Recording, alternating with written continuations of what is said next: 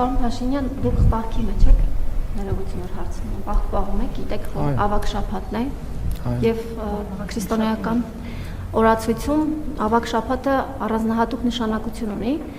Քրիստոսը ներեց մարդկանց, Հիսուս Քրիստոսը ներեց մարդկանց, մենք էլ պետք է ներենք մեր մերձավորներին, դուք երևի թե ինձնից լավ գիտեք։ Հնարավոր է, որ դուք ներեք 18-ամյային երիտասարդին, որը հուզական ֆոնի վրա ինչ-որ քայլ էր արել եւ նախաքննական մարմինը այնուամենայնիվ չի կարողացել հիմնավորել, որ դա կազմակերպված սադրանք է եղել ձեր նկատմամբ որևէ քաղաքական ուժի կողմից։ Ձեր թիմակիցները, մասնավորապես Վեդու համայնքապետը հրճվանքով արձանագրում է, որ այդ երիտասարդն իր վերջին զանգը անցկացնելու է ճաղերի հետևում։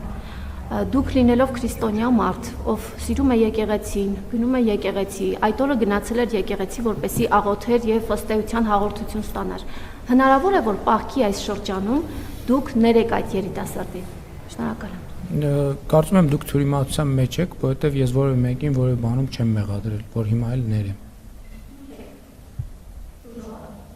Ես որևէ մեկին որևէ բանում չեմ մեղադրել։ Ես ինչ կապ ունեմ այդ ամեն ինչի։ Ասենք ես ում եմ։ Արգելից ես որևէ մեկին որևէ բանում չեմ մեղադրել ու չեմ մեղադրում, որ հիմա էլ ներեմ։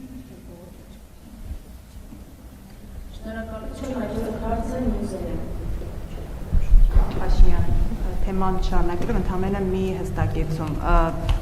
այդ միջադեպի հետ կապված ամենաուշագրավ հատվածն այն էր, որ դուք